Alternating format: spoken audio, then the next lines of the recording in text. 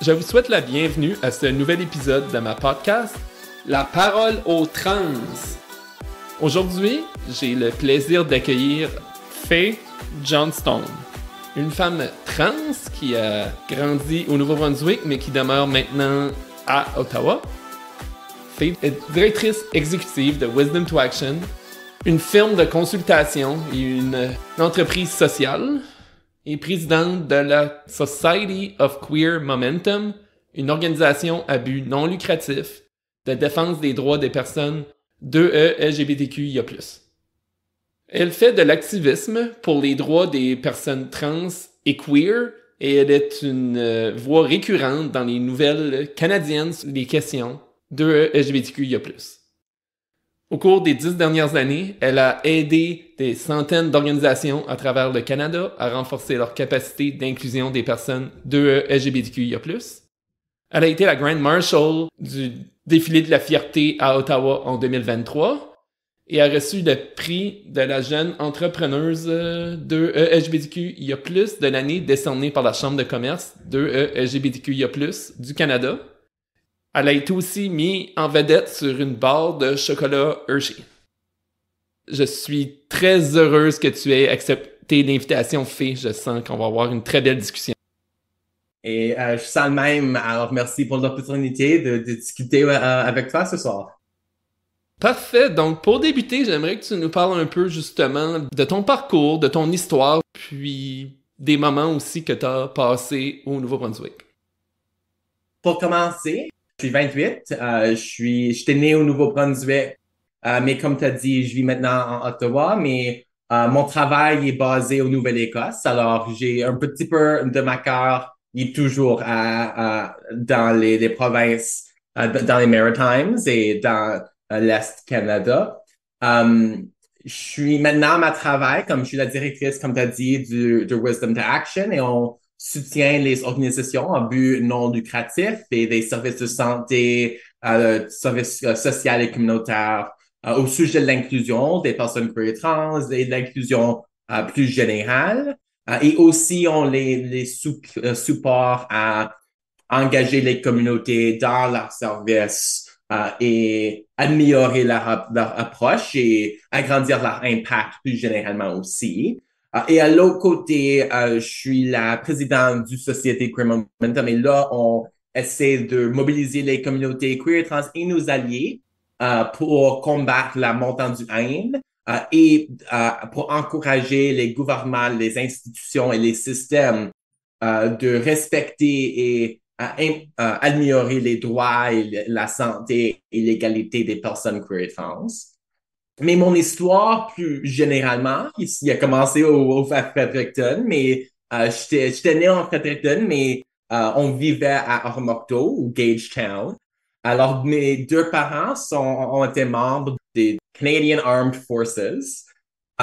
Et j'ai vécu au Nouveau-Brunswick pour, je pense, mes premières comme 4 ans.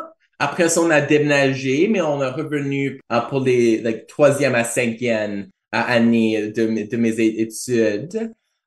Alors, comme beaucoup de mes mémoires de l'enfance sont du Nouveau-Brunswick. Comme on a vu aussi au Manitoba et à Kingston, ici en Ontario, mais je me rappelle le plus de mon temps en Nouveau-Brunswick, des personnes que je connais, celles-là. J'ai toujours des amis, on allait à la même école quand j'étais là pour troisième à cinquième, et c'est comme une chose qui arrive trop souvent quand t'es quand t'es une famille engagée dans le militaire, comme tu vois toujours tes amis à les prochaines places qui te déménagent. Et pour moi, comme quand j'étais plus jeune, j'étais l'enfant comme silencieux dans le coin qui disait comme le moins que je pourrais. Et j'étais aussi comme souvent comme the shy kid, the sentimental kid et tout ça. Alors comme c'était pas des bons temps pour moi trop souvent à l'école. Mais pour moi, ça a changé quand j'ai sorti du placard. Premièrement, comme gay, comme quand j'étais 16, et après ça, comme trans quand j'étais 20 ou 21 ans, je ne me rappelle plus.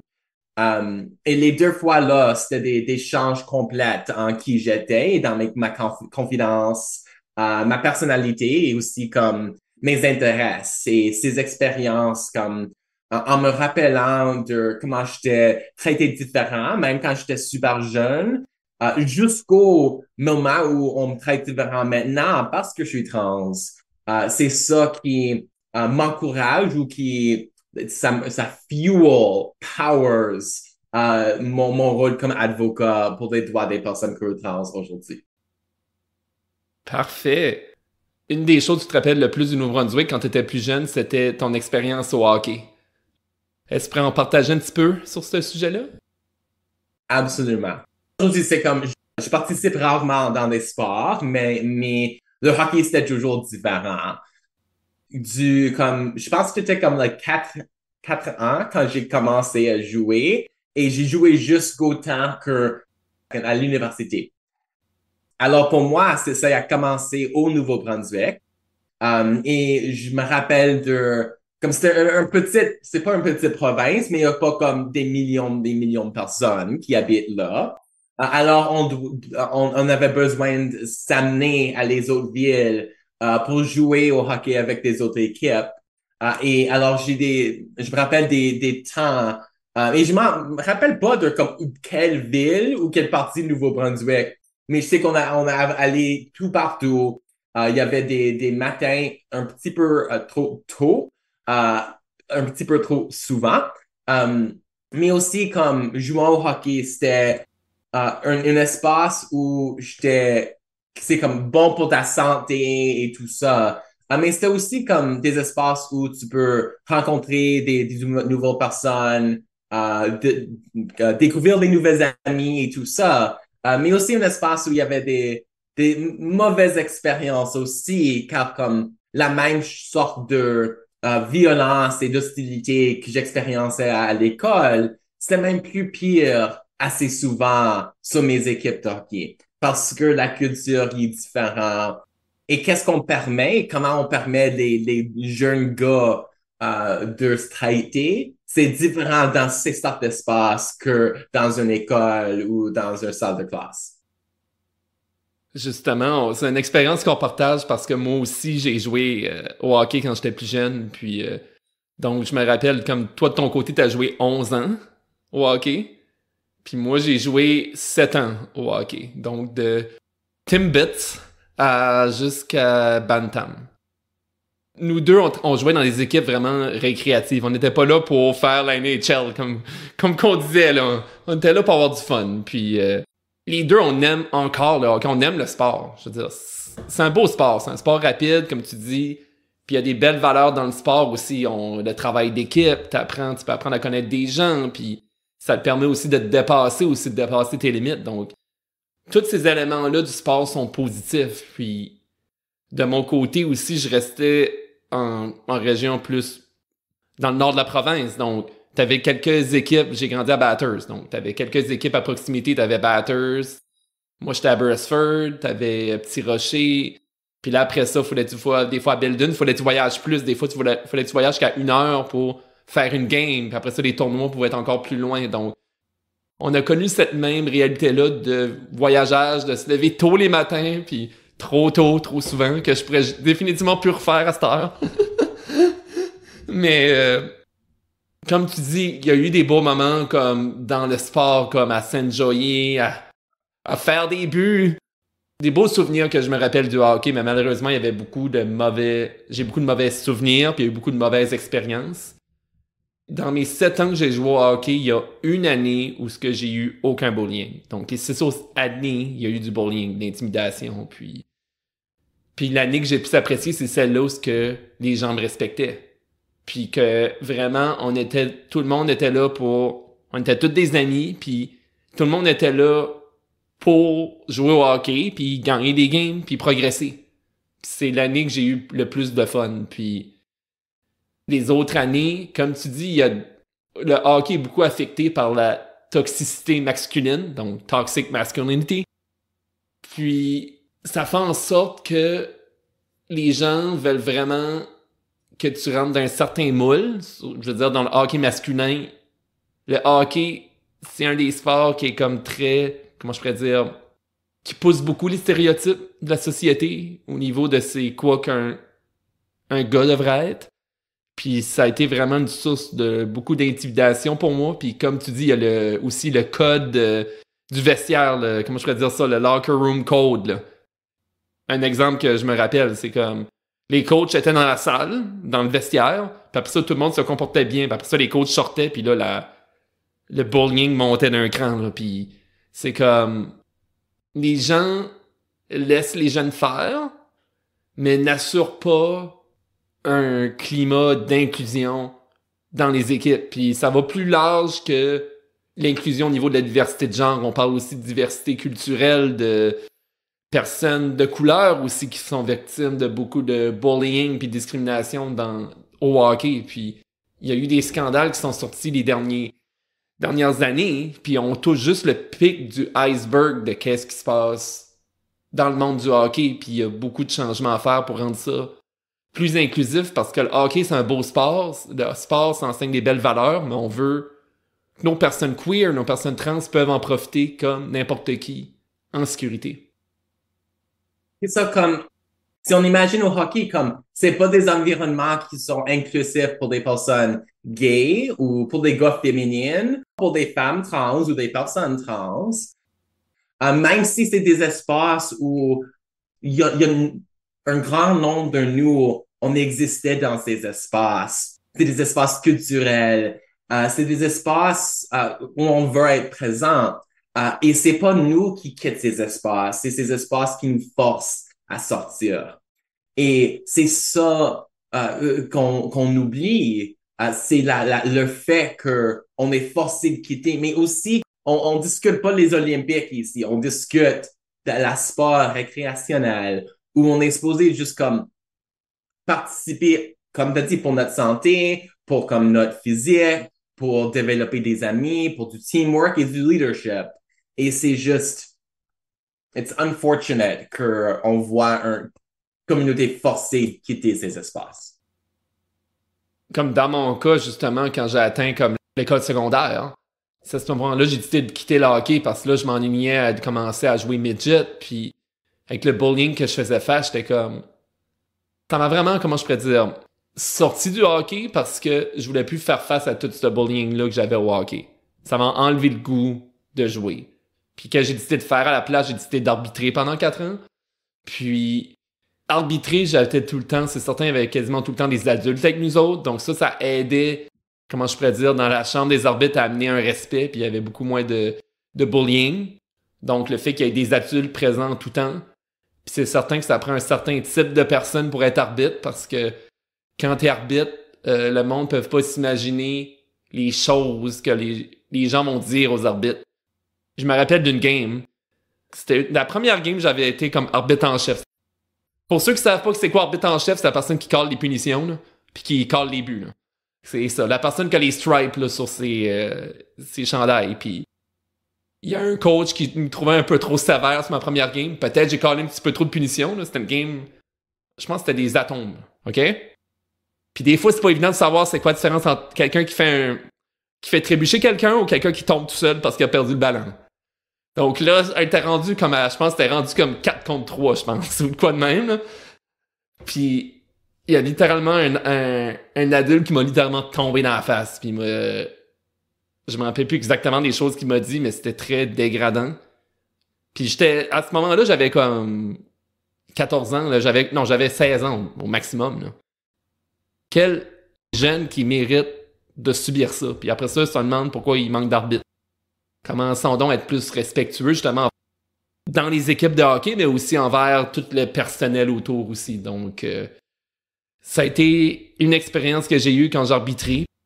De toute façon, je préférais être juge de ligne.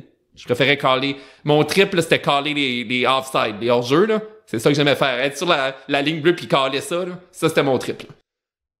Ça a tout le temps été ça, là. Puis aussi, j'aimais bien caller les icing aussi, là. Les dégagements refusés, là. C'est tout le temps de quoi que j'aimais faire, donc. Après ça, une fois que j'ai commencé l'université, je voulais me concentrer dans les études. C'est pour ça que j'ai quitté l'arbitrage. Mais, comment je pourrais dire, je ferme pas la porte à y retourner, aider comme arbitre ou même jouer au hockey dans un climat plus inclusif. Donc, la porte est pas fermée, mais il faut vraiment amener plus d'inclusion dans le sport en général. Et si on imagine comme des grandes villes, on a des équipes gays et des équipes trans. Comme ici, on a comme Ottawa Queer Hockey ou Pride Hockey ou quelque chose comme ça. Mais c'est pas une option dans la plupart des communautés. Et si tu es un adulte, si t'es pas comme dans la ligue récréationnelle pour les jeunes, euh, tes options sont déjà comme, t'as pas trop d'options. Mais si t'es trans, comme ils appellent leur groupe, c'est comme un beer league où c'est tous des gars et c'est deux gars souvent comme plus masculins que le gars comme the average dude. Et c'est pas des espaces où il y a, comme c'est pas un espace sauf et sécuritaire pour des personnes trans, alors on n'a pas d'option encore. Puis l'autre point que j'ai amené, c'est justement souvent qu'on parle de femmes trans, les gens vont être comme ah ben là c'est pas fair qu'ils compétitionnent dans les catégories féminines. C'est souvent l'argument qui revient. Puis dans 99% des cas, on parle de sport récréatif de 1, puis de 2, la science le démontre que les femmes trans n'ont pas d'avantage unfair.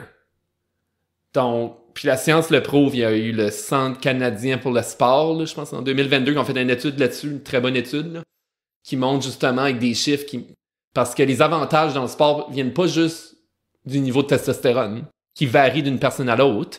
Ils viennent de l'encadrement que t'as, du coaching, de l'équipement que t'as accès. Il y a beaucoup d'autres choses qui donnent des gros avantages que simplement la biologie.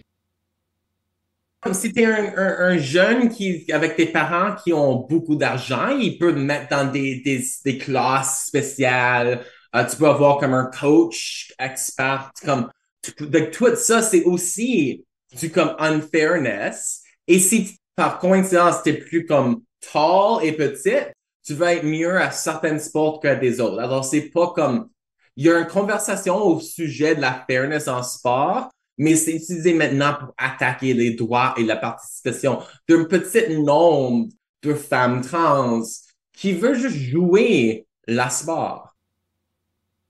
Puis même, qu'est-ce qu'on rajoute là-dessus aussi, c'est dans nos deux cas, on était des personnes qui étaient, comme tu disais, des fois des petits toothpicks, là, des fois qu'on dit, là. On était small puis skinny quand on jouait au hockey, ça. Je veux dire, il y a bien du monde qui était pas mal plus bâti de nous autres, puis moi, je le sais, des fois, si je me faisais comme... J'avais une body check ou de quoi... ça me brassait, là, puis... Ah oui, moi, je flyais des fois. Mais c'est comme en anglais, comme on a discuté, on a aussi comme dans des petites villes, on a déjà des femmes cisgenres qui participent sur les équipes des gars. Et c'était jamais un problème. Il y était des athlètes comme super. Et comme, mais maintenant, il y a suddenly comme un crise. C'est juste comme c'est un argument it's a discussion we've already had. On devrait pas comme, c'est juste la haine avec des belles mots.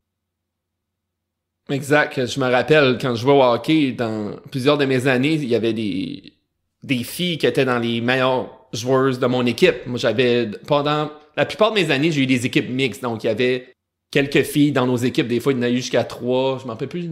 J'ai peut-être même eu une équipe avec 4 filles une année. Donc, il y avait cette mixité-là. Les filles avaient accès à des vestiaires à part pour se changer. Puis après ça, ils venaient nous rejoindre. Puis ça créait une belle inclusion de cette façon-là. Mais les filles arrivaient à se démarquer pareil dans les équipes de gars. Puis si on va à l'inverse des femmes trans dans les équipes féminines, on parle de sport récréatif, on parle de femmes.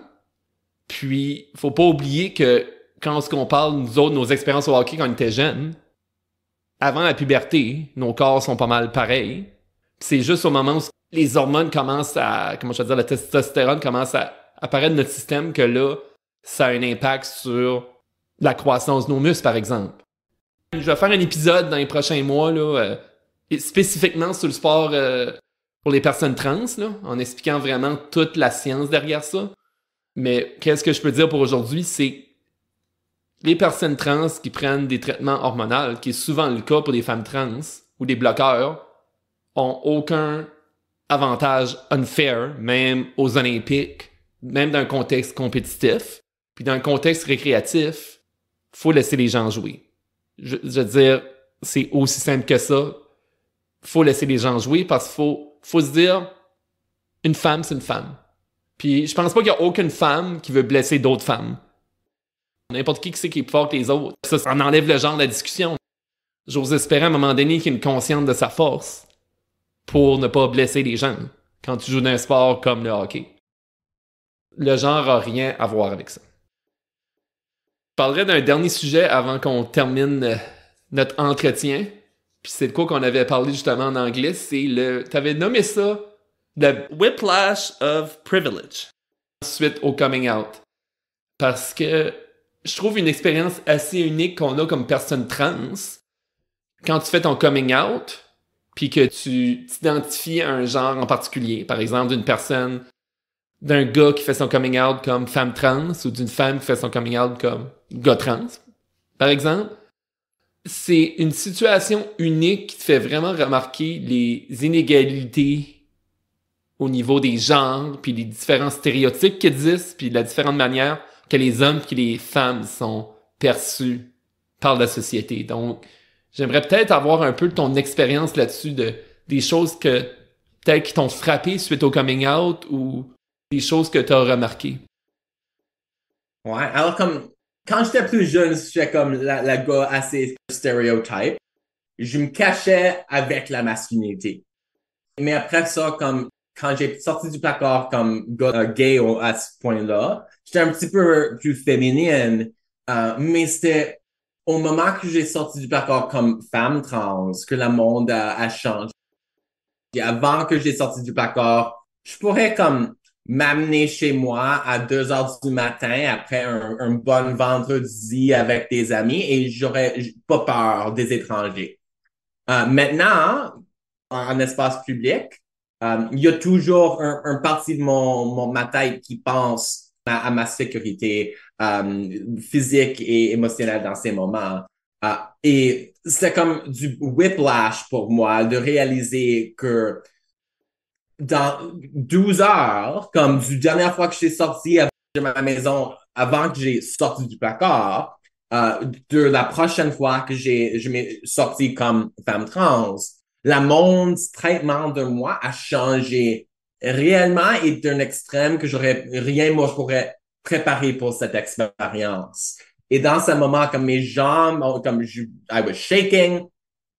Alors, je dirais comme on a une perception des deux côtés qui est comme il y aurait jamais comme l'exact même expérience d'un côté et dans un côté ou l'autre côté et dans celui-là. Mais ça nous donne une capacité d'analyser et de comme voir réellement comment la misogynie, le patriarcat et l'homophobie et transphobie fonctionnent et comment vite il va changer ton expérience si tu brises les règles d'une bonne personne ou une bonne société. Pour partager mon expérience, je vais commencer avec un exemple qui paraît probablement un peu anodin, mais je trouve qui m'a vraiment frappé au début. C'est les premières fois que j'ai été au magasin suite à mon coming out. Je me rappelle comme j'allais au magasin puis je remarquais que les gens étaient plus gentils avec moi. Les façons que je le voyais, par exemple, les gens m'ouvraient la porte au magasin. Donc, les hommes arrivaient, puis s'ils me voyaient en arrière d'eux, ben, ils allaient m'ouvrir la porte. Quand j'allais au magasin aussi puis j'achetais de quoi qui était vraiment pesant comme un meuble, mais les gens m'offraient de l'aide, ce qu'ils m'offraient pas avant. Même si j'avais la même force musculaire dans les bras, là. J'étais capable de lever les mêmes choses. Puis, déjà là, ça, c'est des petits exemples anodins, mais qui montrent comment juste le fait que les gens me percevaient comme femme maintenant, ils me traitaient différemment. Puis, comme tu as dit, le plus gros impact après ça, c'était vraiment l'aspect de la sécurité. Donc, avant, j'étais à l'aise, disons, de marcher plus tard le soir au centre-ville. Mais maintenant, je suis plus à l'aise de le faire. Comme beaucoup de femmes cisgenres. Puis là, quand tu rajoutes aussi le fait d'être trans, ça nous met encore plus en danger. Parce que déjà, des gens peuvent être violents avec des femmes, mais ils vont être encore plus violents avec des femmes trans. Donc, c'est vraiment l'aspect sécurité qui a vraiment changé, surtout depuis que j'ai une vie sociale plus active, puis que je vais à plus d'événements, c'est tout le temps le quoi que j'ai derrière la tête, puis c'est pas de quoi qui te quitte. Étant donné le climat de transphobie qu'on vit, c'est vraiment un des impacts que j'ai eu de cette vague-là de transphobie, c'est vraiment mon sentiment de sécurité qui a été vraiment profondément affecté, puis qu'à tous les fois que je vais à des nouveaux endroits, c'est rare même que je sors à des places tout seul. Je suis juste pas à l'aise de le faire. Puis il y a beaucoup de personnes, justement, je veux dire, hétéros qui s'imaginent pas ça.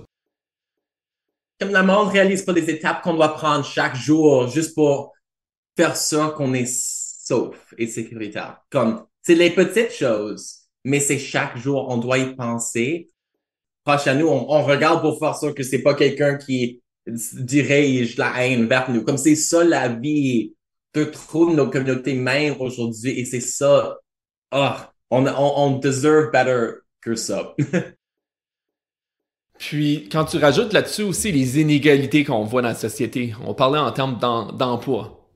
Les inégalités qu'on voit encore au niveau des salaires, au niveau des opportunités d'emploi. C'est une chose comme moi, par exemple, que je suis très heureuse où ce que je travaille, donc je me vois pas quitter mon emploi, là. Donc, s'il y a du monde à ma job qui écoute, là, inquiétez-vous pas. Mais c'est une des choses qui me fait peur aussi, si jamais, pour une raison X, Y, Z, je dois me trouver un emploi. Malgré toute l'expérience que j'ai et toutes les compétences que j'ai, me trouver un emploi comme femme trans est plus difficile que quand je me présentais comme homme hétéro. Puis, de voir la différence dans la perception de la société envers toi, comment ça change du jour au lendemain, comme si on allumerait une lumière avec une switch on-off, là, c'est tellement désolant. Puis c'est pour ça que notre bataille est tellement importante, parce que c'est lié à ça, cette bataille d'égalité entre les genres aussi. Il y a des liens avec notre bataille pour les droits trans. Qu'est-ce qu'on veut, c'est que les gens soient tous respectés de la même façon, puis aient les mêmes opportunités. C'est tout ce qu'on veut, là.